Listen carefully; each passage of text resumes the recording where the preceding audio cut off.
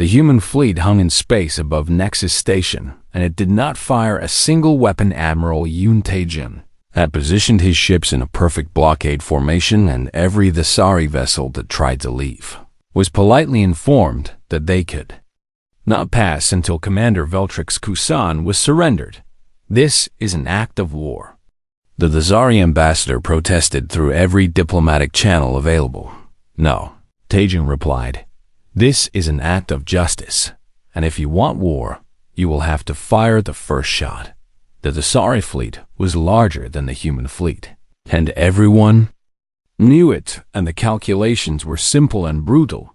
If the Thesari attacked, they would win eventually, but the cost would be enormous, and human ships would fight to the last, and they would take thousands of Thesari with them. The Deathworlders did not surrender, and they did not retreat, and they did not value their own lives over their principles, so the Thesari waited and the humans waited, and the galaxy watched. Then something unexpected happened. A Corvani cruiser emerged from jump space and took position beside the human fleet, and then a Mwebi carrier arrived, and then a Sylph stealth ship flickered into visibility. One by one, the members of the Remembrance Coalition revealed themselves, and their ships joined the human blockade. And within hours, 30 species stood together against the Thesari Dominion. The calculations changed. This was no longer humans against Thesari, and this was the galaxy against tyranny. And even the mighty Dominion could not fight everyone. Ambassador Kovarix watched the growing fleet through the windows of his diplomatic vessel, and he felt something he had never felt before. He felt small. A transmission came from the coalition fleet, and it was Captain Yoon Seung-jin speaking. Ambassador, he said, you have a choice to make, and it is very simple. You can surrender Commander Veltrix Kusan to face justice for his crimes, or you can watch your economy collapse as every species in this fleet cuts ties with the Dominion. No more trade agreements, and no more joint ventures, and no more access to resources and technology and markets. Your empire will be isolated and alone, and you will learn what it means to be despised by the entire galaxy. The ambassador knew he was beaten, but pride made him resist for 3 more days. During those 3 days, more species joined the coalition, and the Thesari stock markets crashed, and riots broke out on a dozen Thesari worlds as citizens demanded that the government end the crisis finally. The Dominion Council sent new orders, and Kovarix had no choice but to obey Commander Veltrix Kusan was brought to the station in restraints, and he was escorted by the Thesari guards who could not meet anyone's eyes. He was handed over to Concord security, and as he was led away, he passed within 10 feet of Captain Yoon Seung-jin. Veltrix looked at the human, and for a moment his old arrogance returned.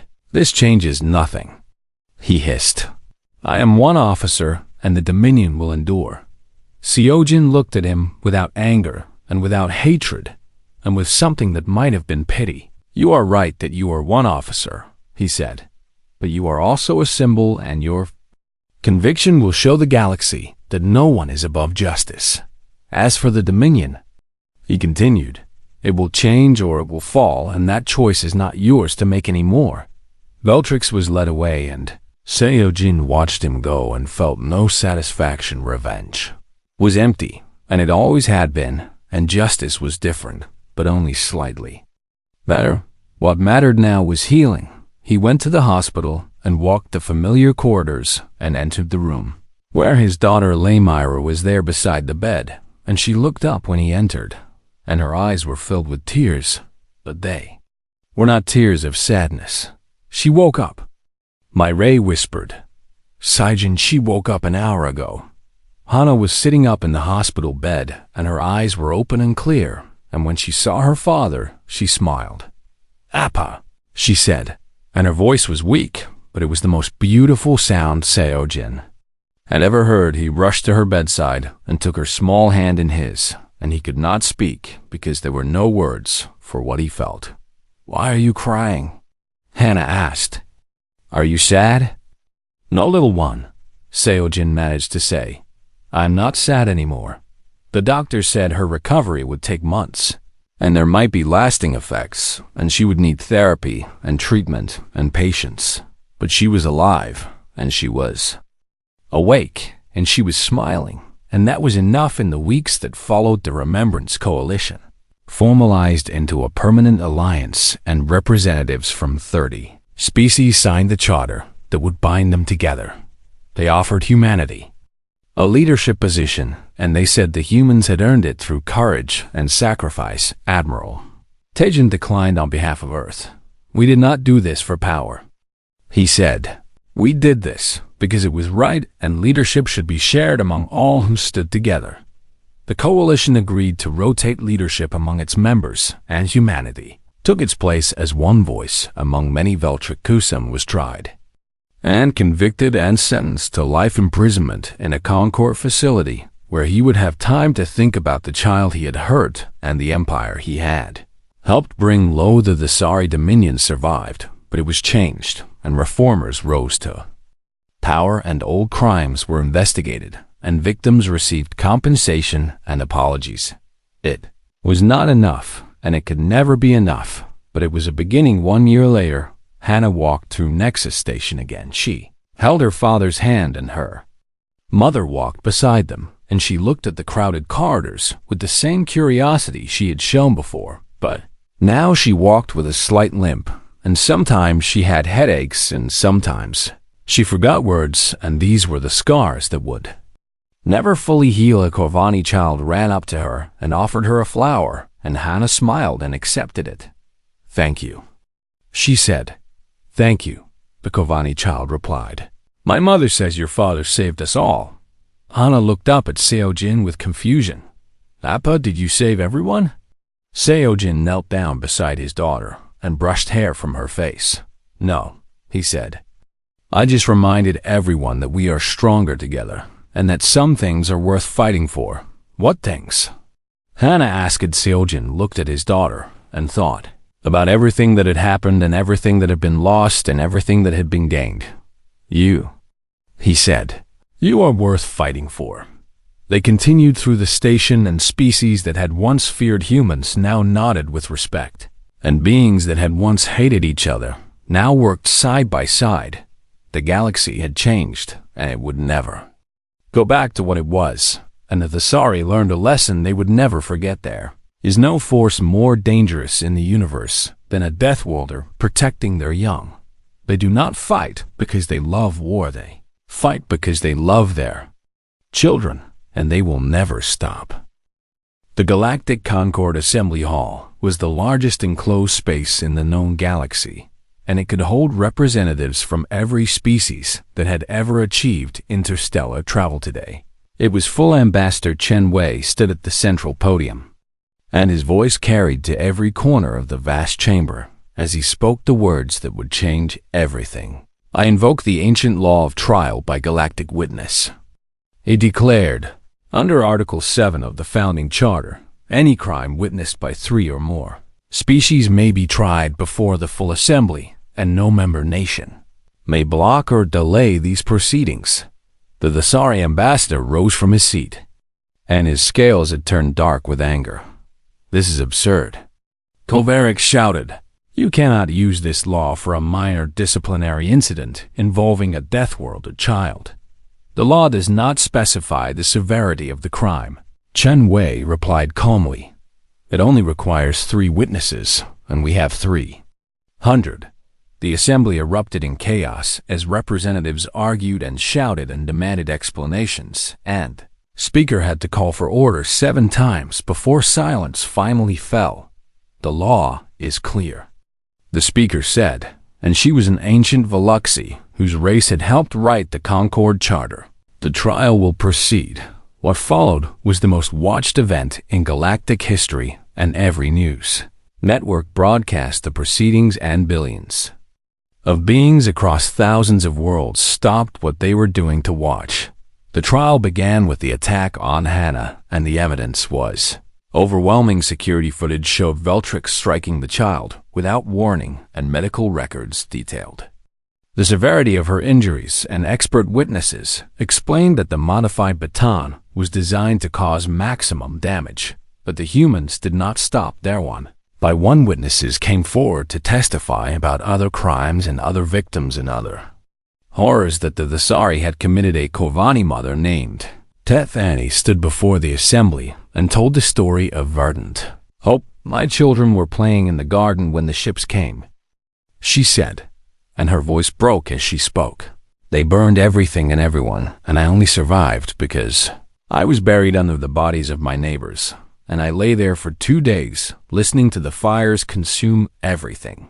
I loved the assembly was silent as she finished, and many representatives wept openly. A Mwebi elder named Gorath showed the assembly the brand marks on his arms and legs and back. "I was born a slave," he said. "My parents were slaves and their parents were slaves, and we worked in the Sari mines until our bodies broke, and then we were thrown away like garbage, and my brother died at 12 years old because he was too weak to carry the rocks." They demanded. A sylph priest named Eternal Shang projected images of the sacred forest that had been burned. "These trees were 10,000 years old," she said. "They contained the memories of our ancestors and the songs of our gods, and the Thesari burned them in a single day because they wanted the land for their military, and they did not even apologize." Species after species came forward, and story after story piled up like bodies on a battlefield, and the assembly began to understand that this was not about one child. This was about centuries of cruelty that had been hidden and ignored, and excused Commander Veltrix Kusan was brought before the assembly to answer for his crimes, and he stood at the defendant's podium with contempt written across his face. "These accusations are exaggerated," he said. "The Deathworlders and their allies are dramatic primitives who do not understand the natural order of the galaxy." "The natural order?" Chen Wei asked. "Yes," Veltrix replied. "Some species are superior, and some are inferior, and it is the duty of the superior to guide and discipline the inferior, and if that guidance is sometimes harsh, then that is the price of civilization." The assembly fell silent, and Veltrix seemed to think he had won some kind of victory. "The child I disciplined was vermin," he continued. "Her parents should have kept her under control, and they should be grateful I did not use lethal force on their entire family."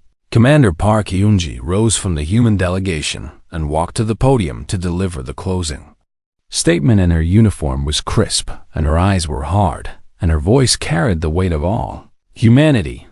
"The defendant speaks of natural order," she said. "He speaks of superior and inferior species, and he believes that some beings deserve to be hurt and enslaved and killed simply because of what they are." She paused and looked around the assembly at the hundreds of species gathered there. "Humanity knows this philosophy well," she continued. "We have lived it, and we have seen where it leads, and our history is filled with horrors committed by those who believe themselves superior. We have enslaved each other based on the color of our skin, and we have murdered each other based on where we were born, and we have committed atrocities that still haunt us centuries later. We know what monsters look like because we have been monsters." The assembly was utterly silent. "That is why we recognize them," Park Yunji said. "That is why we will never tolerate them again, and that is why we stand here today, demanding justice, not just for one human child, but for every victim of the Sari cruelty. We are not asking you to go to war," she concluded. "We are asking you to see the truth and to say with one voice that this will not be tolerated anymore." The vote was held immediately, and it was not close. Guilty on all charges, and Veltrix Kusan was stripped of his rank and his diplomatic immunity, and he was ordered to be surrendered to Concord custody for sentencing. Ambassador Kovarik stood, and his face was twisted with rage.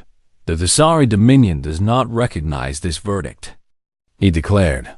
"We will not surrender our citizen to this illegitimate court, and we reject the authority of this assembly to judge us." The hall erupted in outrage, but Kovarik simply walked out and his delegation followed, and the Thesari had chosen defiance over justice. Captain Yoon Seo-jin stepped forward, and his voice was calm in a way that made everyone who heard it feel afraid. "Then we will come get him ourselves." The assembly fell silent, and everyone looked at the human captain, who had started all of this. Behind him, through the great windows of the assembly, something appeared in space above the station. It was a human fleet, and it emerged from jump space in perfect formation, and there were cruisers and destroyers and carriers, and they hung in the void like a wall of metal and purpose. Admiral Yoon Tae-jin's voice came through the station's communication system. "This is the Human Defense Fleet," he said. "We are here to ensure that justice is served, and we will not leave until Commander Veltrix Kusan is surrendered to lawful authority." The Dazari ambassador turned pale beneath his scales, and for the first time he seemed to understand that this was not a bluff. The Deathworlders had come for their justice, and they would not be denied. Seo-jin looked out at his brother's fleet and thought about his daughter lying in a hospital bed, and he thought about all the victims who had testified today, and he thought about the truth that had finally been spoken. "Your move," he said to the Dasari ambassador. "You can surrender one officer or you can face the consequences." The trial was over, but the reckoning had just begun. The station had no name, and it did not appear on any official map, and it floated in neutral space far from the eyes of the Galactic Conquered. Seo-jin arrived aboard a small transport ship, and he was greeted by beings he had never met, but who already felt like allies. Representatives from 12 species had gathered in a conference room that had been designed for secret meetings, and they sat around a circular table and watched him with eyes of every shape and color. A Kovani elder named Vethany spoke first, and her forearms gestured gracefully as she welcomed him. "Captain Yoon," she said, "we have heard of your daughter, and we grieve with you, and we offer whatever help we can provide." "Thank you," Seo-jin said, "but I did not come here for sympathy, and I came here to build something that will last longer than sympathy." He Moibi warrior named Korix nodded his massive head, and his blue skin shimmered in a low light. "We have been waiting for someone to say those words," he said. "We've been waiting for generations, and we have gathered evidence and built networks and prepared for the day when someone would be brave enough to act. Why did you not act yourselves?" Seo-jin asked. "Because we are afraid," a Sylph diplomat named Whisper admitted, and her voice was soft like wind through leaves. "The Dazari are powerful, and they have crushed every rebellion and punished every species that dared to challenge them, and we needed someone who was not afraid." "I'm afraid," Seo-jin said. "I am afraid for my daughter every moment of every day, and I'm afraid that she will never wake up, and I'm afraid that the monster who hurt her will never face justice." He paused and looked around the table at beings who had suffered far more than he had. "But fear does not stop me," he continued. "Fear makes me angry, and anger makes me determined, and I will not rest until Veltrix Kusan answers for what he did." The room was silent for a moment, and then Vethany spoke again. "We call ourselves the Remembrance Coalition," she said. "We remember every crime that the Sari have committed, and we have sworn to bring them justice." One by one, the representatives shared their stories, and Seo-jin listened with growing horror and growing resolve. The Kovani told of verdant hope, a colony of 40,000 people who had been burned alive because they refused to surrender their mining rights, and the Sari had called it pest control, and no one had been punished. The Moibi told of 3 generations of slavery under the Sari rule, and millions had died in the mines and factories and fields, and their names had been erased from history as if they had never existed. The Sylph told of sacred forests that had stood for 10,000 years, and that the Sari had burned them in a single day to build military bases, and an entire religion had been destroyed because it was inconvenient. Other species shared other horrors, and each story was worse than the one before. And by the end, Seo-jin understood why they had waited so long for someone to lead them. "The humans are different," Korix said. You are Deathworlders, and the Thesari fear you even though they pretend not to, and you have something none of us have. What is that? Seojin asked. You are willing to act openly, Korix replied. You do not hide in shadows and whisper about revenge, and you stand in the light and demand justice, and that terrifies them. The plan took shape over the following hours, and it was not a plan for war because war would cost too. Many lives in war could be lost. It was a plan for truth, and truth could not be defeated by ships and weapons. We will expose them, Seojin said. We will show the entire galaxy what the Thesari really are, and we will make it impossible for anyone to ignore their crimes. The Concord will try to suppress it. Whisper warned. Let them try. Seojin replied.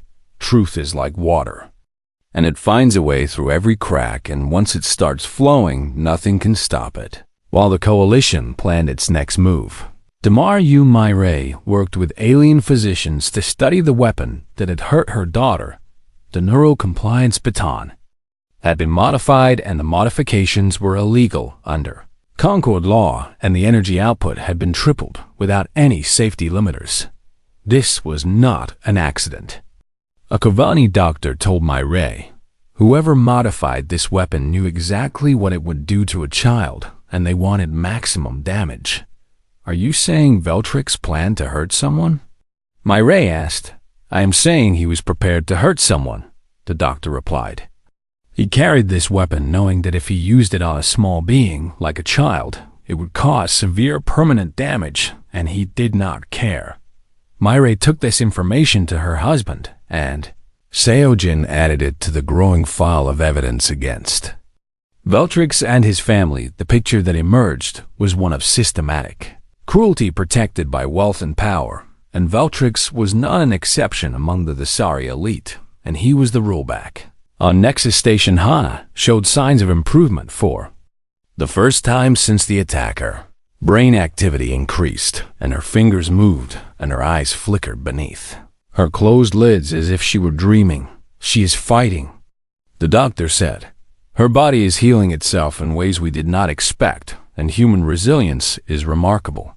Seojin sat beside his daughter and held her hand and told her about the coalition and the plan and the justice that was coming.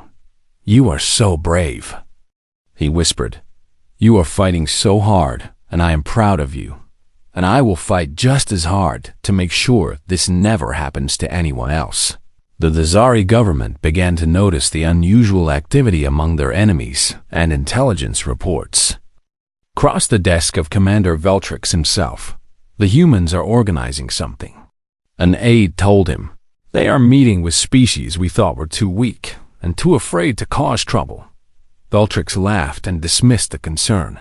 Let them meet and let them talk, he said. What can they do against us? And we have the largest fleet in the galaxy, and we have the wealth of 100 worlds, and they are nothing but frightened creatures pretending to be brave. The humans are positioning their fleet near our trade routes. The aide said, training exercises, Veltrix replied. They would not dare attack us, and they know what would happen if they did. But deep down, Veltrix felt something he had not felt in a long time, and it took him a moment to recognize it. It was fear that Deathworlders were planning something, and he did not know what it was, and for the first time in his life, he wondered if he had made a mistake on the hidden station. Seojin stood before the assembled coalition and delivered the words they had been waiting to hear. We do not want war, he said. We want him, and we want the one who hurt my daughter, and we want the galaxy to see who protects monsters like him, and if they will not give him to us. Korix asked. Seojin thought about his daughter lying in a hospital bed, and he thought about all the other victims who had never received justice, and he thought about the truth that would soon flood the galaxy. Then we will take him, he said, and nothing in the galaxy will stop us. The coalition rose as one, and they pledged their ships and their soldiers and their lives to the cause, and for the first time in centuries, the Thesari Dominion faced an enemy that would not bow and would not break and would not surrender. The storm was coming, and Veltrix too soon would be swept away by it. The formal complaint reached the Galactic Concord Assembly 3 days after the attack, and it was dismissed in less than an hour. Ambassador Chen Wei stood before the gathered representatives of 400 species and demanded justice for a human child, and the Thesari ambassador laughed in his face. "This is absurd," Ambassador Kovarik said, and his voice echoed through the great hall with contempt. "You bring us here to discuss an unfortunate overreaction to vermin, and you waste our time with the medical complaints of a Deathworlder.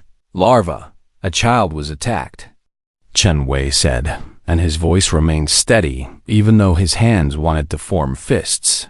"She may never wake up, and the officer responsible faces no consequences. Commander Veltrix has been reassigned to administrative duties," Kovarik said. "This is more than sufficient punishment for disciplining a creature that should not have touched him in the first place." The assembly voted, and the result was predictable because the Zari Dominion was too powerful and too wealthy and too important to the galactic economy. The complaint was dismissed, and Commander Veltrix Tucson remained free and protected by diplomatic immunity on Earth. The United Council convened an emergency session, and the leaders of humanity debated what could be done. "We cannot declare war over one child," the council president said. "The Zari fleet outnumbers ours 5-1, and a war would cost millions of human lives. So we do nothing?" Admiral Yoon Taejin asked, and anger burned in his voice. "We allow them to hurt our children, and we bow our heads and accept it. I did not say we do nothing," the president replied. "I said we cannot declare war, but there are other ways to make our displeasure known." The orders went out within hours, and they were quiet and subtle, and devastating. Human merchants across the galaxy began closing their contracts with the Zari. Businesses and human engineers resigned from joint projects without explanation, and human doctors left. The Zari medical facilities and human teachers withdrew from the Zari schools.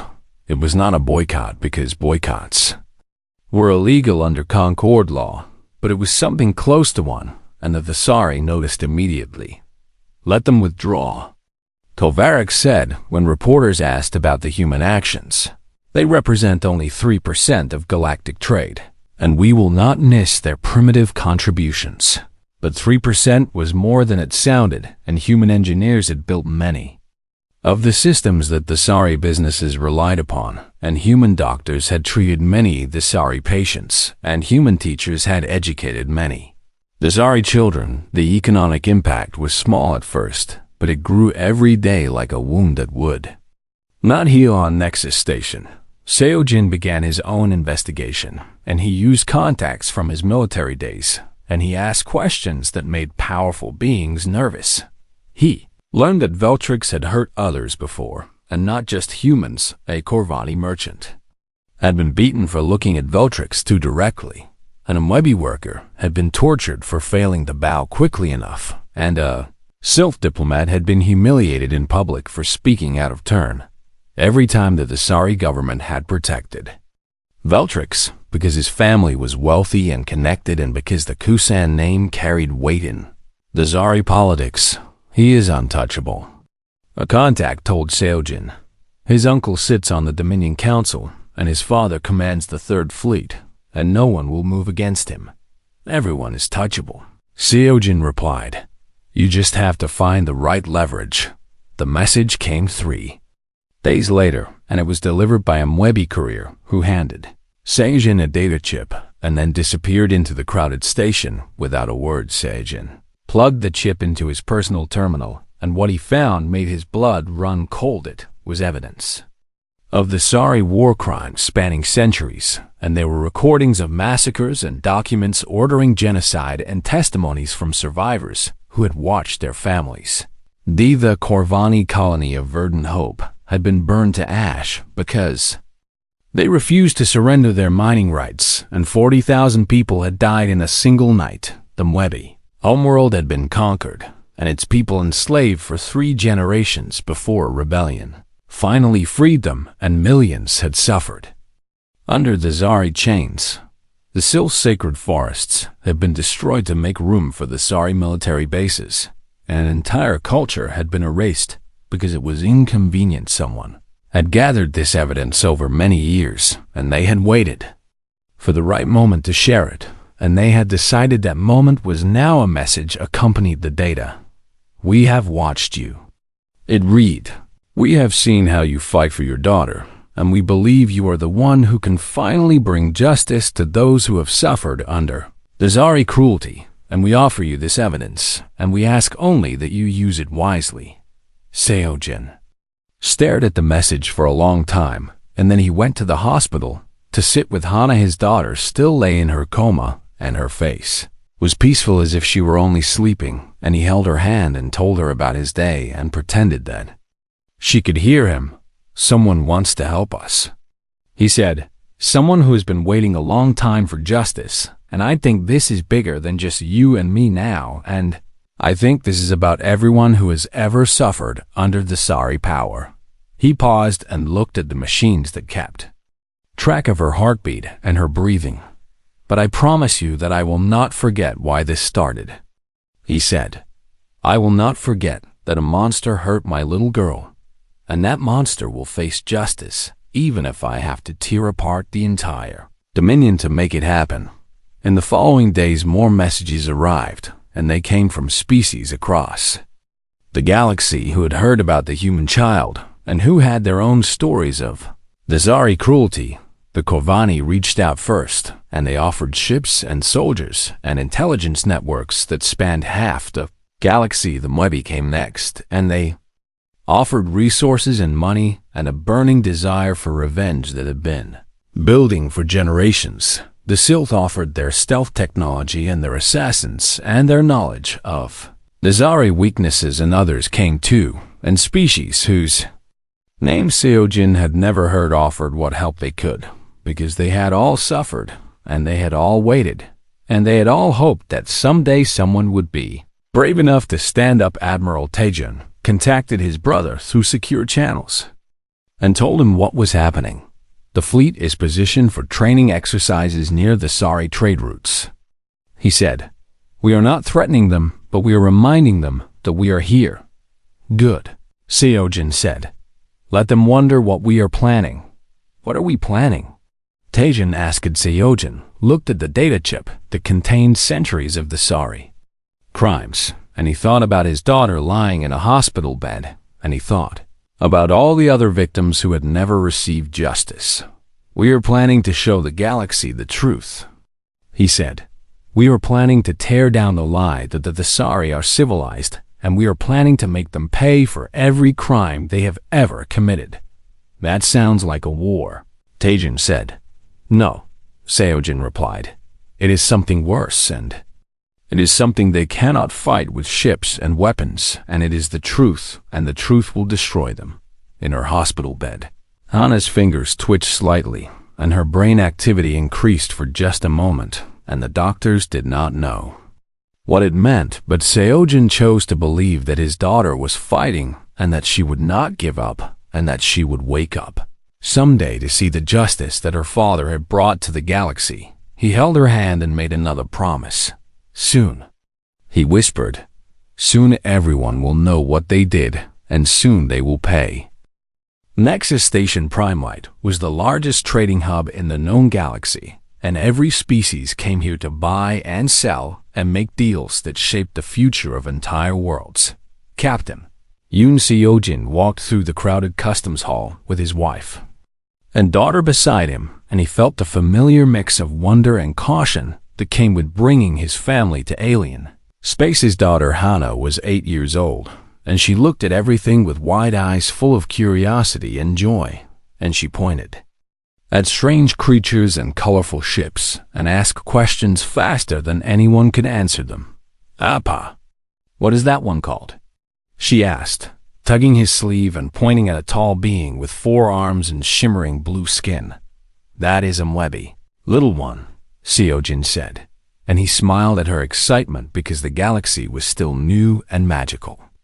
To her, his wife, Dr. Yu Mirei, was a xenobiologist, and she had been to dozens of stations like this one, but she still kept close watch on their daughter, because not all species viewed humans kindly. Humans were Deathworlders in galactic terms, and that meant they came from a planet so dangerous and violent that most species considered them barely civilized, and many aliens looked at humans with fear or contempt or both.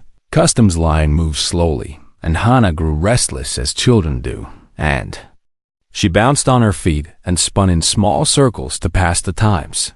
Seojan noticed the Dasari officer before his daughter bumped into him, and he felt his stomach tighten with worry, because the Dasari were known throughout the galaxy for their pride and their cruelty. Commander Veltrix Kusan stood 7 feet tall with scales, the color of dried blood, and eyes like yellow fire, and he wore the black uniform of the Dasari enforcement with medals that spoke of campaigns against species who had dared to resist the Dasari dominance. Hana spun one time too many, and her small shoulder brushed against the commander's leg, and it was barely a touch, and she immediately said, "Sorry," in her small voice. Veltrix looked down at her, and his face twisted with disgust as if she were an insect that had crawled onto his boot.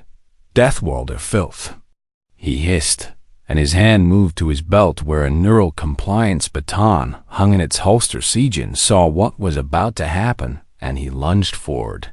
But he was too slow and too far away. The baton crackled with blue energy, and Veltrix brought it down on Hana's small body, and the weapon was designed to subdue adult criminals, and it hit an 8-year-old girl with enough force to make her scream once before she collapsed. Nore caught their daughter before she hit the ground, and Hana was shaking and convulsing, and her eyes had rolled back in her head, and foam was forming at her mouth. "Hana!" Myre screamed, and she held her daughter and tried to stop the seizures, and her medical training kicked in, but her hands were shaking too badly to be steady. Seojan stood between his family and the Dasari officer, and every instinct in his body screamed at him to kill this creature who had hurt his child, but he forced himself to stay still because if he attacked, they would all die. "You struck a child," Seojan said, and his voice was quiet and calm in a way that made nearby aliens step back in fear. Veltrix laughed and holstered his weapon and looked at Seojan with contempt. "I discipline vermin," he said. "Be grateful I did not use a lethal force on your entire litter." Station security arrived moments later, but they did not arrest Veltrix, and they did not even ask him to explain what happened. "Commander Kusan has diplomatic immunity," the security chief said, and he was a small creature with too many eyes, and he would not meet Seojan's gaze. "The Dasari Dominion is a founding member of the Galactic Concord, and we cannot detain their officers." "He attacked my daughter," Seojan said. "She is a child, and he used a weapon on her." "I am sorry," the security chief said, and he did sound sorry, but he also sounded afraid. "There is nothing I can do." Medical teams arrived and took Hana away, and Myre went with them, while Seojan stood in the customs hall and watched Veltrix walk away without consequences.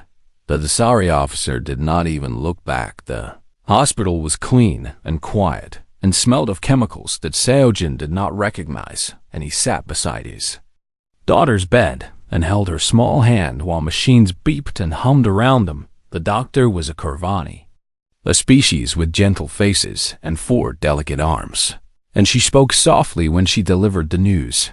"The neural baton was modified," she said. "It delivered 3 times the standard charge, and your daughter's brain has suffered severe trauma." "Will she recover?" Myre asked, and her voice was barely a whisper. The doctor hesitated, and that hesitation told Seojan everything he needed to know. "She is in a coma," the doctor said. "Her brain activity is minimal, and we do not know if she will ever wake up, and even if she does, we do not know what damage has been done." Myra collapsed into a chair and began to cry, and Seojan put his arm around her, but his eyes never left his daughter's face. Hana looked so small in the hospital bed, and her skin was pale, and her breathing was shallow, and she should have been running and laughing and asking questions about alien species. Instead, she was fighting for her life because a The Zari officer had decided that a human child was not worthy of basic respect. Hours passed, and Mireille eventually fell asleep from exhaustion, and Seojin remained awake beside his daughter, and he thought about justice and revenge and the difference between them. He had been a soldier once and a good one, and he had retired to give his family a peaceful life, but peace was a luxury that the galaxy did not always allow. The door opened, and a human nurse entered, and she handed Seojin a communication device. Message from Earth. She said, Priority 1 and encrypted. Seojin looked at the message and saw that it was from his brother, Taejun, who was an admiral in the human fleet, and who had access to resources that most people could not imagine. The message was short and asked only one question. What do you need? Seojin looked at his daughter, and then at the communication device, and then at his daughter again. He typed one word in response, lighthouse. It was an old military code from his days in special operations, and it meant that something terrible had happened, and that help was needed, and that the situation would require actions that could not be spoken aloud. Within minutes his brother responded, Understood, and ships are already moving. Seojin put the device down and returned his attention to Hannah, and he held her hand and made her a promise. I will make this right, he said. I do not know how yet, but I will make this right, and the one who hurt you will face justice, even if I have to bring the entire galaxy down to do it. Somewhere in the station, Veltrix Kusan was probably drinking expensive wine and laughing about the Deathworlder child he had struck, and he probably thought the matter was over and forgotten. He was wrong across 12 systems. Human ships changed course, and human soldiers checked their weapons, and human diplomats began making calls to allies they had not contacted in years. The Thesari did not understand humans, and they thought Deathworlders were simple brutes who could be intimidated and controlled.